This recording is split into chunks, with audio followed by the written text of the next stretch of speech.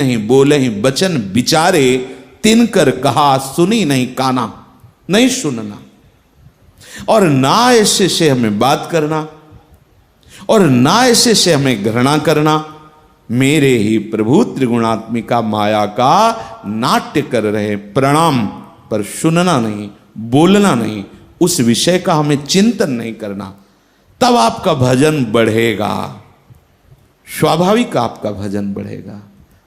ये जो आप श्री प्यारे जू का लीला गायन कर रहे हैं, उनकी आरती, उनके श्रृंगार का दर्शन कर रहे हैं, उनके जनों के बीच में बैठे हैं, यदि आप सावधान ना रहे तो आपको आपकी मलिन वृत्ति जो फंसाने वाली है, ये सब होते हुए भी वो आपको मायाकृत दर्शन कराने लगेगी।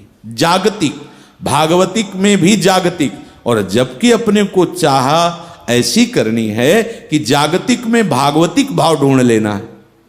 ये क्रूरापि पापिनो न च सताम संभाष्य दृश्याश्चये सर्वानुवस्ततया निरीक्ष परम स्वाराध्य बुद्धिर्मम।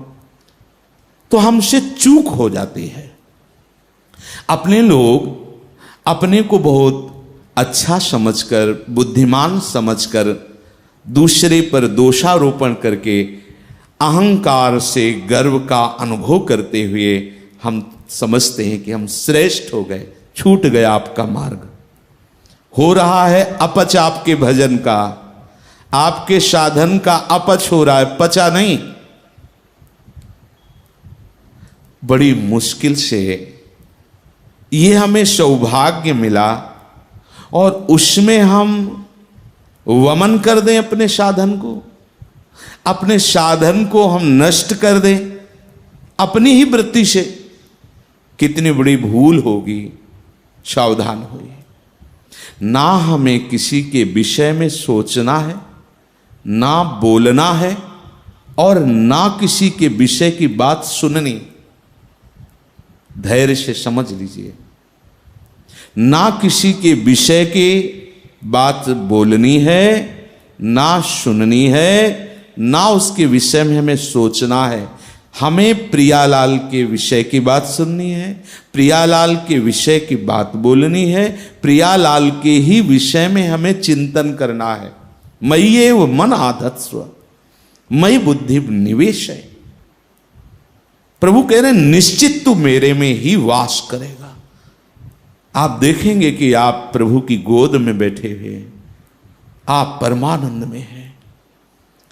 देखो, संसार, ये भगवान का मायाकृत नाटक ऐसा भयानक है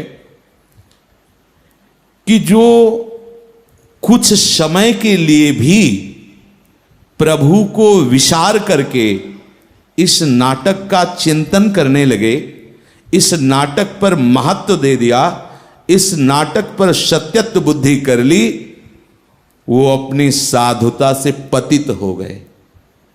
बहुत ऊंचाई से नीचे धम्म से गिर गए। पक्का, जहां बुद्धि काम नहीं करती कि ऐसा कैसे हो सकता है, कोई भगवत मार्ग का पथिक ऐसे कैसे गिर सकता है। तभी होता है कि चूक हो गई। पूर्वाभ्यास के कारण संसार में सत्यत्व बुद्धि फिर जागृत हो गई, चूक हो रही है। फिर महत्व बुद्धि जागृत हो रही, फिर वही मान सम्मान जागृत हो रहा है। इसका मतलब आप कुछ और देखने लगे, आप कुछ और सुनने लगे, आप कुछ और चिंतन करने लगे, हो गई हानि। जो सतत निरंतर प्रभु का चिंतन करता रहता है, माया उस पर भी आक्रमण करती। ऐसा नहीं है कि उस पर आक्रमण करेगी ही नहीं, करेगी, क्योंकि वो भगवान की ही माया है, वो भगवान का ही मायाकृत खेल है। पर वो निरंतर चिंतन के प्रभाव वाले अंतःकरण में वो अपना प्रभाव नहीं डाल पाती। नहीं, विघ्न तो डालने की चेष्टा करती ही है। परम सिद्धों की